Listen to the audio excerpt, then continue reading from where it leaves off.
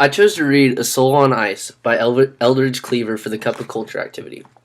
Eldridge Cleaver was a Black Panther Minister of Information and former candidate for the presidency of the United States on the Peace and Freedom Party ticket.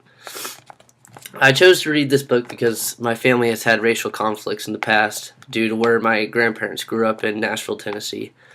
Coming from Nashville, they grew up with racism all around them and introduced that to us, and I'd always been very interested in this topic.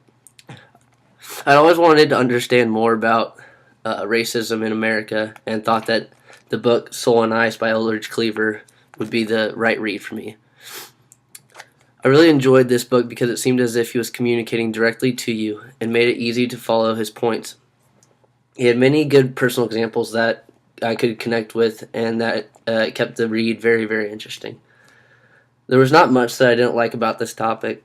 Like I said, I've always been interested in the 60s and racism in America due to my family's past history.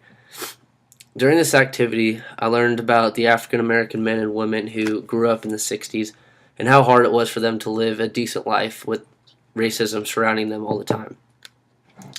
I enjoyed this activity very much as it showed how America has changed throughout the years and how much better the life has been for African Americans from the 60s to now. I would absolutely encourage everybody to read A Soul on Ice by Eldridge Cleaver if you do not know much about past racism in America, or if you are just very interested in wanting to learn more about racism in America. Thank you.